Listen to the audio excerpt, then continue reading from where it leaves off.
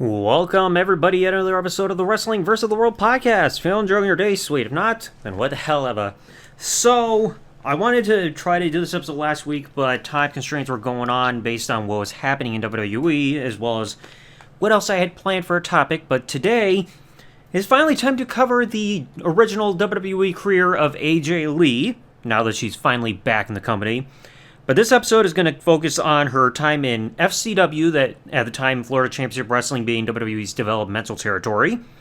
The stuff involving NXT Season 3 and the Redemption series, which is Season 5. Her debut on the main roster period. On-screen romances. The Divas title reign. A controversial promo, somewhat, depending on who you're asking. And her eventual retirement. So, let's go over the big career of AJ Lee from this long period. So, her first televised match in WWE was on FCW television episode 50, which aired on September 13, 2009, where she went by the name April Lee. And this match was a Queen of FCW title #1 contendership. And for those who don't know, the Queen of FCW was originally right before the Divas Championship that happened in Florida Championship Wrestling. This will be represented by a crown/tiara. And this match was won by Serena Mancini, otherwise known as Serena Deeb, who won a fatal four-way match against Alicia Fox, April Lee, and Tiffany, otherwise known as Taryn Terrell, or you may remember her as Tiffany in ECW as the general manager under the WWE banner. Now, AJ's first match under the name AJ Lee would happen a couple months later on the 59th episode of FCW television, on November 15, 2009, where surprisingly she teamed with Skip Sheffield to defeat Dylan Klein and Mia Mancini, which was once again Serena, just under a bit of a name change.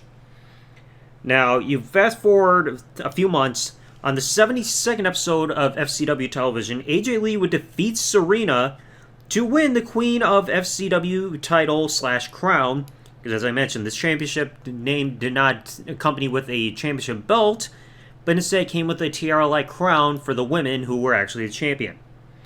Now, also following this, AJ would take part in the inaugural FCW Divas title tournament, but she would lose to Serena in the semifinals, and the eventual winner to become the inaugural champion would become Naomi, the very same one who is currently out due to pregnancy as we speak. Now, one other notable match that you also had here, FCW television episode 100 on August 29, 2010, AJ, with her Queen of FCW title, would go against Naomi for her FCW Divas Championship, both on the line, and the match that night would end up ending in a double countout, so a nice little title match that we had here. Now, for about 3.5 months later, on the 115th episode of FCW television, aired December 12, 2010, she would lose this championship to Rosa Mendez, with this reign as Queen of FCW lasting 287 days. But she would have another title that would actually last a lot longer than this, as we'll get to later. Now, on the following month, about a month and a half later, on the 121st episode of FCW television, AJ Lee would win the Divas Championship from Naomi, thus becoming the very first woman out of about 3 in FCW to have ever held both the Queen of FCW and the FCW Divas Championship throughout their career. And about 4 months later, on the 137th episode of FCW television, aired on May 15, 2011, she would lose the title to Oksana, with this reign lasting 112 days. And when it comes to FCW, AJ's final recorded televised FCW match would be on episode 170 on January 1st, 2012, where she would defeat Oksana and Audrey Marie in a triple threat match. Now, also during this time when AJ was getting through with FCW and everything, she would also debut on the 3rd season of NXT, which was all women. This season would last from September 7, 2010 until November 30th of that same year, with some of the episodes airing on Sci-Fi and the rest airing on WWE.com. AJ would finish 3rd, with her pro being Primo, former tag team champion with Carlito. And out of the 9 matches she had on television in NXT Season 3, she would end up winning 7 and only losing 2. Very impressive there. Later on, she would also take part in the 5th season of NXT, which was nicknamed NXT Redemption, and having 6 matches there, and won 4 out of the 6, where she also partook in a feud against Maxine. Now, after debuting on the main roster and becoming like a regular mainstay there on SmackDown after Season 3 of NXT wrapped up, she would team with Kaitlyn to become the tag team known as the Chickbusters, but unfortunately the tag team didn't really gain any ground to do anything notable. Now, as 2011 started to go into 2012, she was starting on-screen romance with Daniel Bryan, who around this time would also start to transition into a heel after winning the World Heavyweight Championship, became a Noxus champion with the yes chants and all that stuff. But one of the things that kind of helped change AJ's character was January 13, 2012 episode of SmackDown. The Big Show, who was feuding with Daniel Bryan, was trying to chase him around the ring and actually ran into AJ, thus in storyline injuring her and causing her to be stretchered out of the arena. And after this, we would get to WrestleMania 28. AJ would accompany Daniel Bryan to the ring in a match against Sheamus for the World Heavyweight title. And following a good luck kiss after the bell already rang, Sheamus would give a bro kick to Daniel Bryan and beat him in 18 seconds to become the new World Heavyweight Champion in the opener of the pay-per-view. And due to this, Daniel Bryan would use this as a reason to break up with AJ Lee on screen. Now, AJ would then also kind of jump ship, transition over to Raw after this, because again, the brand split was over, but she would become more focused on Raw. She would, in storylines, start to get try to get the attention of CM Punk and Kane, because her character was becoming a bit more described as mentally unstable, eventually being described as crazy when she becomes heel, but she started to go for the affection of CM Punk, Kane, and somewhat Daniel Bryan. And during all these feuds, despite the three-way love triangle / rectangle of sorts, Punk would retain against Kane and Daniel Bryan at No Way Out, as well as defeating CM Punk defeating Daniel Bryan at Money in the Bank in a no disqualification match, which saw AJ Lee as a special guest referee. And also around the time of the pay-per-view, AJ on screen would become engaged to Daniel Bryan. Now, a big notable thing that we also saw here was shortly after Money in the Bank, Raw 1000. July 23rd, 2012, AJ and Daniel Bryan would seemingly get ready to tie the knot, but AJ would leave Daniel at the altar by revealing that she's not going to marry him and instead took up an offer for a position as the general manager of Raw, which was announced by Vince McMahon. So, AJ's a new Raw GM, and she would also, as one of her first acts, would send Daniel Bryan to anger management, which then started the genesis of Team Hell No. Now, AJ's antics would start to get her in heat with the board of directors, having issues with Paul Heyman and Vicky Guerrero. And just not even 3 months after becoming the general manager of Raw, on October 22nd, 2012, AJ would resign as general manager due to accusations, mostly by Vicky Guerrero, claiming that she was having an affair with John Cena, who seemed to kind of reciprocate some potential feelings, but became weary because of her behavior and unstableness. So, TLC 2012 would then take place. Dolph Ziggler, John Cena, ladder match for Dolph Ziggler's Money in the Bank contract, and AJ would turn heel by costing Cena the match by knocking off the ladder, and thus helping Dolph Ziggler win the match, retain his Money in the Bank contract, and shortly after this, she would not only enter an on-screen relationship with Dolph Ziggler, but they would also gain Big E Langston, now known simply as Big E, as their muscle man. Now, a few months after this, on the April 8, 2013 episode of Raw, which I've covered on the podcast after WrestleMania 29, Dolph Ziggler, who also had Big E and AJ Lee in his corner, would successfully cash in his Money in the Bank contract on Alberto Del Rio to become the new World Heavyweight Champion, and would celebrate with them post-match in the ring. Now, a big milestone also for AJ in her terms of her in-ring career would happen a couple weeks later, because on the April 22nd, 2013 episode of Raw, AJ would win a Battle Royal to become the #1 contender to Kaylin's Divas Championship. We remember Kaitlyn, at one point on screen, was AJ's best friend. Now, in storyline for the next several weeks after this, Kaitlyn would start to receive gifts from a secret admirer, which would seem to be revealed as Big E Langston, when it was time for the Monday Night Raw before Payback, when it's time for her to be revealed who was giving her the gifts, only for it to be revealed to be a ruse orchestrated by her ex-best friend AJ Lee to show that she was getting in her head and showing that nobody loved her and that she was just going to be all alone.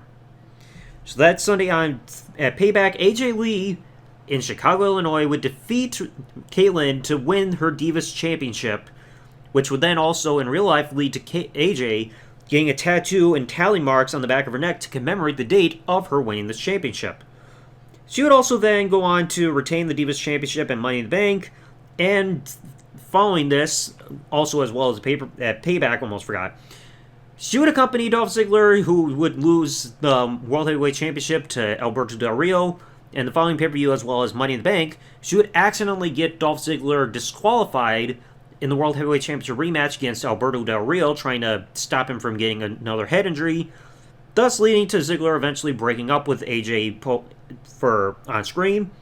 We also get a mixed tag match at SummerSlam, where AJ and Big E would fail to defeat Dolph Ziggler and Kaitlyn. No championships, of course, were on the line.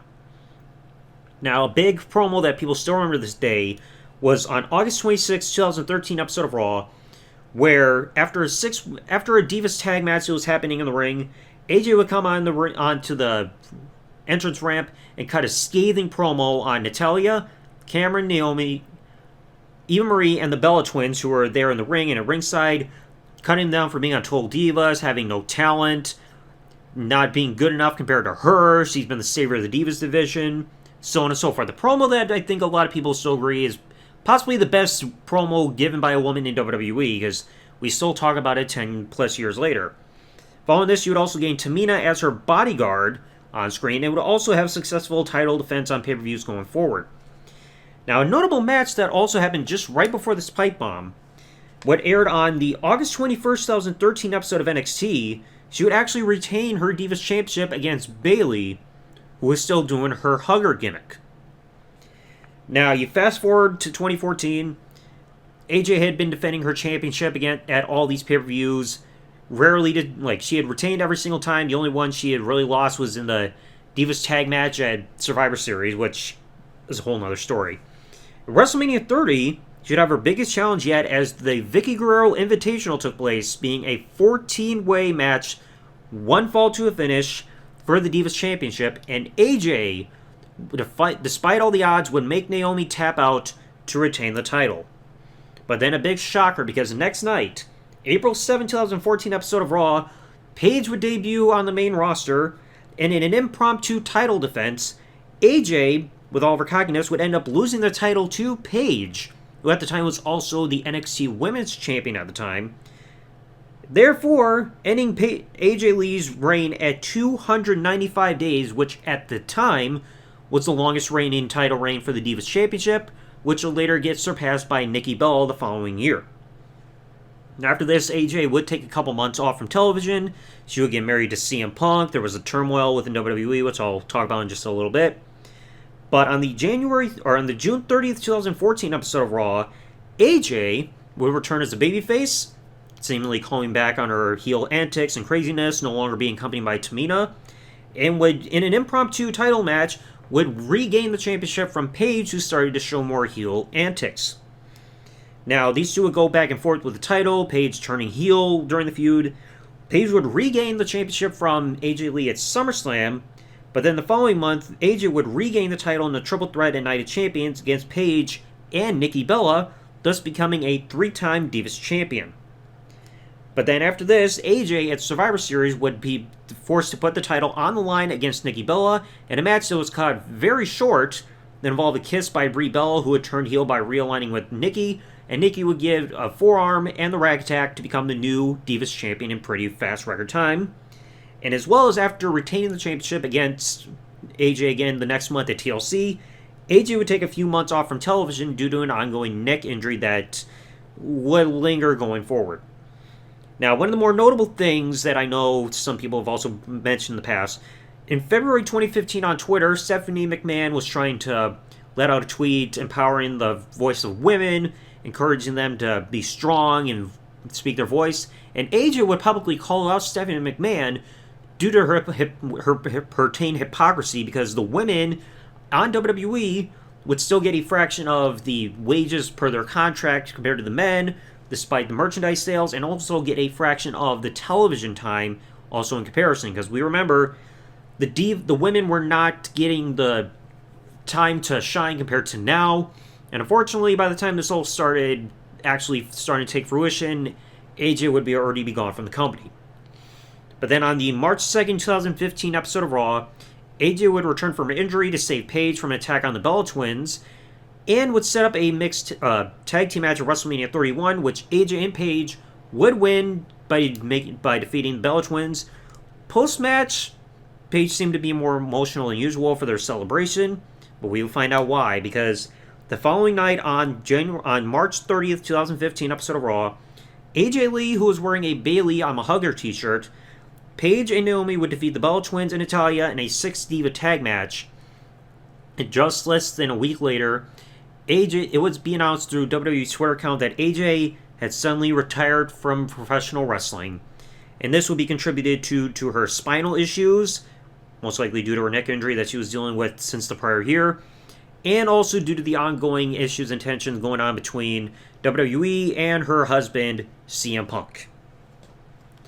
So yeah, that was a lot to take in, because you look at a lot of the women that have come and gone in WWE, I think we can all agree, like, AJ's the name that stands out when it comes to who stood out from the women during that period when the women weren't getting a lot of attention, not a lot of storylines, or really making any memorable moments. Because if you look back when she had the feud with Kayla going into Payback, that was like one of the best storylines they were doing for a title match for the women, like in terms of a build-up, in quite a while, because they really had no focus there.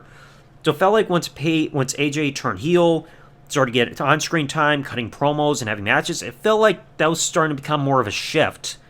And that's why she has been rightfully described as being more of a trailblazer for the women, because, like, again, the division hadn't had a whole lot of perks. There have been some good names between, like, when Trish and Lita retired in 2006, and then between then and when AJ started coming to her own. But not a whole lot left a big impact to the point where people still talk about them for a long time. And all of a sudden, when AJ retired, we wouldn't see her in WWE again for the next 10 years up until just earlier this month on SmackDown, when she returned to confront Becky Lynch, come to the rescue of her husband CM Punk, and now we're getting the big match coming up at WrestlePalooza. This is going to be freaking amazing. Hopefully it's going to be great. And again, AJ, welcome back to WWE. I'm so glad to see you come back. If I had to grade AJ's run here that we saw from her time in FCW through her son retirement, in terms of a letter grade, I have to give her a solid A. Because like I said, she's the first woman to hold both sets of women's championship accolades in FCW. She got close to winning Season 3 of NXT, took part in the Redemption season, which I believe never got a proper conclusion, started on-screen romances, she got fit into a character that fit her very well, second longest reigning Divas Champion in history, 3-time overall Divas Championship holder. Her match at Payback was one of the best women's matches in a while in WWE. She really honestly did leave her mark, and rightfully so. Like, I remember watching back in the day, and she impressed me. Like I said, I am genuinely glad that she's back where she belongs. But anyway, let me know in the comment section below, what did you think about AJ Lee's time in WWE during that period? Whether or not you want to talk about FCWs depends on if you've seen it or not. If you don't want to, you don't have to mention it, but let me know what you all thought about AJ Lee's first run in the company up until her retirement in 2015. What are some of your favorite moments from her time there? Least favorites? Just discuss what you wish in the comment section below. If you enjoyed today's episode, folks, please remember, leave a like, subscribe with the bell, turn on here on YouTube, comment what you thought below, and I'll catch you all in the next one. Thanks for listening, folks. Like, comment, subscribe. Peace out, and good day, everybody.